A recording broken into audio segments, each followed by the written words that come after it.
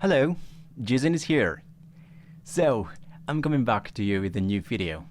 Today, in this video, we are going to study how to tell apart the difference between general and business English.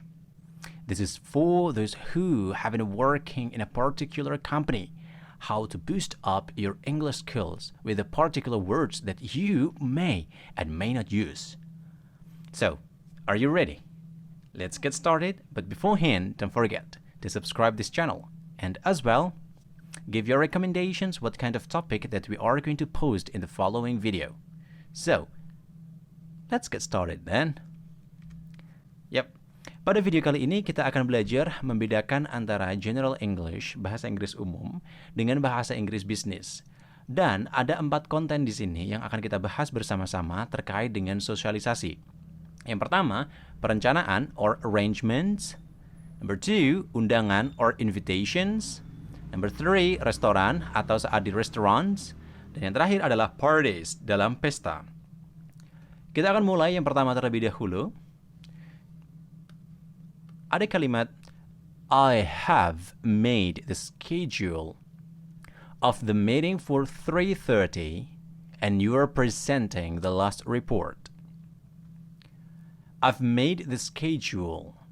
I have made the schedule of the meeting for 3:30 and you are presenting the last report. Aku sudah membuat jadwal rapat jam 3.30 dan kamu akan presentasi laporan terakhir. Kata made the schedule ini adalah General English. Ada ekspresi yang bisa kita gunakan yaitu arranged atau merancang. I have arranged the meeting for 3:30 and you're presenting the last report. Saya sudah menyusun rapat jam 3.30 dan Anda akan presentasi laporan terakhir. Jadi kita ganti dari made schedule menjadi arranged. This is really important especially for any secretaries. And then the following here, di bagian perencanaan kita juga punya contohnya, I'll come to your place and drive you to the office. I'll come to your place and drive you to the office. Aku akan datang ke tempatmu dan mengantarmu ke kantor. We can change this expression come to into pick you up, menjemput lebih spesifik. I'll pick you up in my car and drive you to the office. Aku akan menjemputmu menggunakan mobil dan mengantarmu ke kantor. So, this is so much different. And surely it will make your English so much better. Lalu kemudian selanjutnya kita punya istilah hope, explain, and in flash. For instance, the meeting doesn't take long, so I hope you explain the presentation in flash. Rapat tidak memakan waktu lama, jadi aku harap, I hope, kamu menjelaskan, explain, presentasi in flash dengan cepat.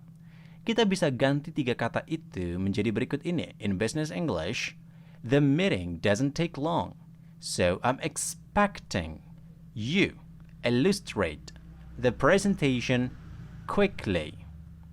Rapat tidak akan memakan waktu lama, jadi saya harapkan Anda menjelaskan presentasi dengan cepat.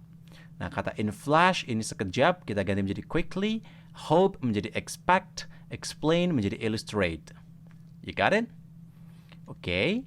Lalu kemudian selanjutnya kita punya kata yang lain lagi. Contohnya, when the meeting is done, I will take you home at your place again.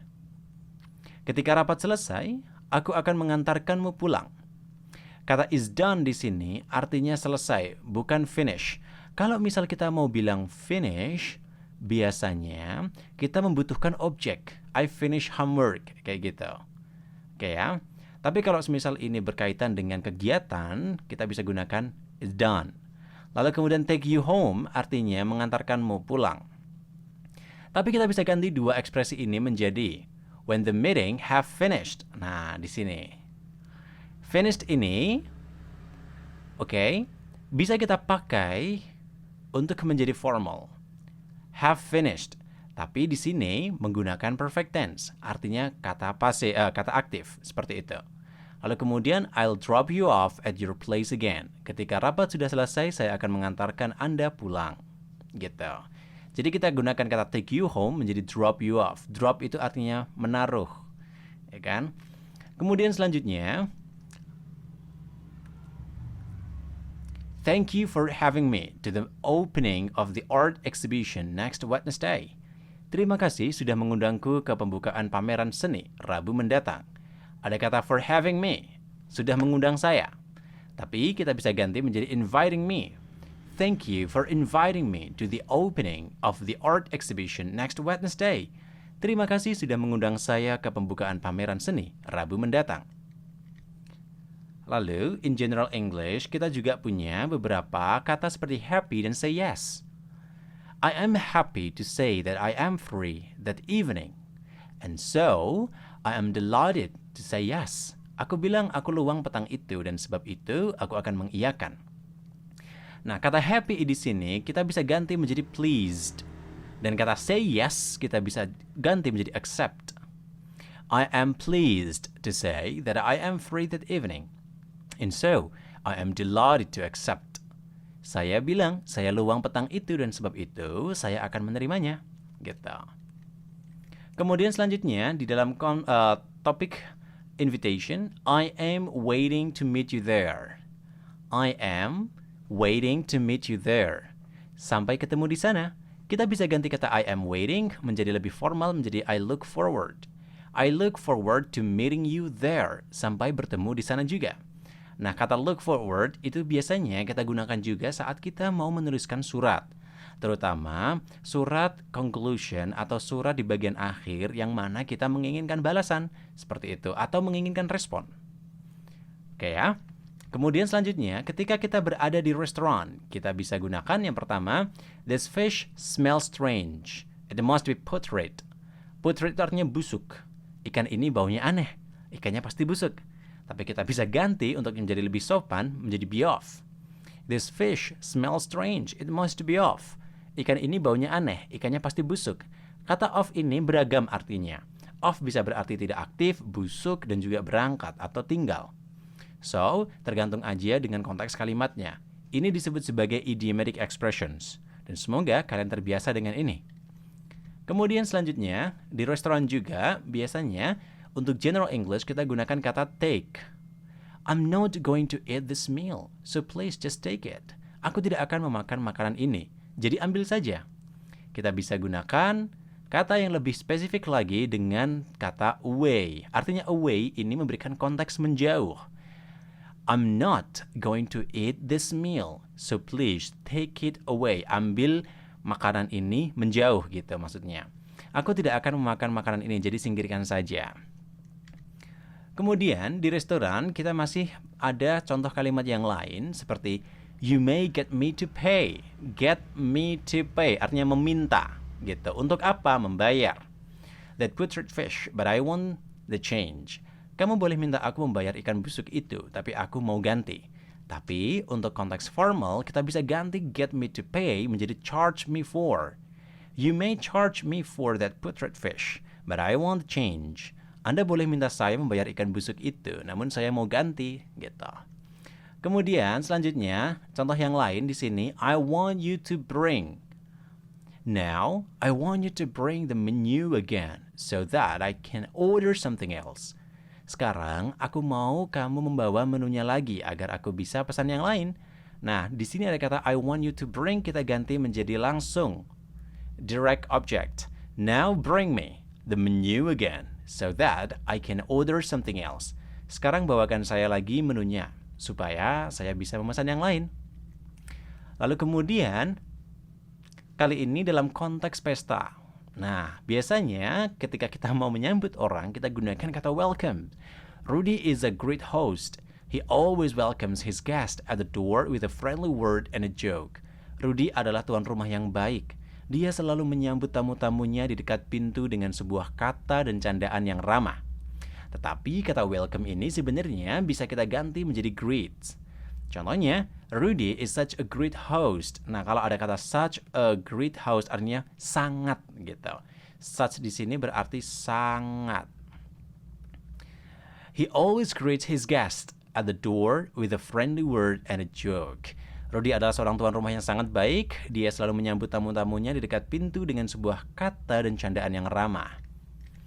Kemudian selanjutnya masih dalam konteks party, ada contoh yang lain. Can I present you something to eat or pour you a drink? Can I present you something to eat or pour you a drink? Bisakah aku kasih kamu sesuatu buat dimakan atau menuangkanmu minuman? Kita bisa ganti present di sini menjadi apa? Over. Could I? Nah, could I di sini menunjukkan probability dan ini sering banget digunakan dalam konteks business English. Could I offer you something to eat or pour you a drink? Bolehkah aku menawarimu makanan atau menuangkanmu minuman?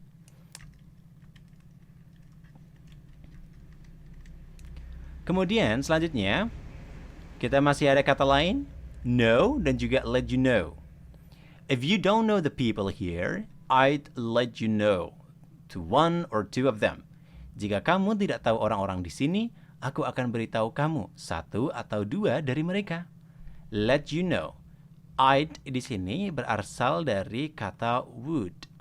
Nah, I would let you know to one or two of them. Kata know di sini kita ganti menjadi recognize.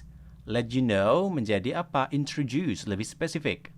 If you don't recognize the people here, I would introduce you to one or two of them.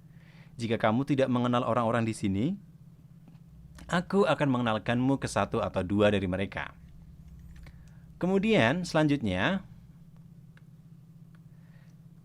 ada kata important dan juga get together. Contohnya dalam General English, everybody knew it was important for a host to get together with everyone at a party. Setiap orang tahu sangat penting bagi seorang tuan rumah untuk berbaur dengan semua orang di pesta. Nah, get together ini adalah satu frasa yang artinya berkumpul. Important artinya penting. Kita bisa ganti kata important menjadi significant dan kata get together menjadi mix. Everybody knew it was significant for a host to mix with everyone at the party.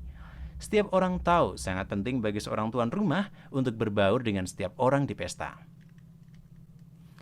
Dan yang terakhir di sini kita punya kata get along. Along itu artinya sepanjang, tapi kalau menjadi phrasal verb, along itu artinya bekerja sama. The good guests are those who like to get along easily with someone new. Para tamu yang baik adalah mereka yang suka berbaur dengan mudah dengan orang baru. Dan kata get along bisa kita ganti menjadi mingle. Artinya berbaur. The good guests are those who like to mingle easily with someone new. Para tamu yang baik adalah mereka yang suka berbaur dengan mudah dengan orang baru. Nah, itu adalah penjelasan berkenaan dengan perbedaan General English dan juga Business English dalam konteks sosialisasi dari 4 konteks keadaan. Kita akan ketemu lagi tentu saja dengan contoh yang lebih banyak lagi, dengan konteks yang lebih banyak lagi, topik lebih banyak lagi. So, kalau kamu mau tahu materi lebih banyak dari Josin Translation, silakan aja klik www.josintranslation.com. Dan di sana kalian akan temukan banyak materi yang mungkin sangat cocok dan mungkin kalian cari. So, itu saja yang bisa kita kasih dan kita akan ketemu lagi di video yang lain, everyone. See ya, international and sociable people. Bye then. Dadah!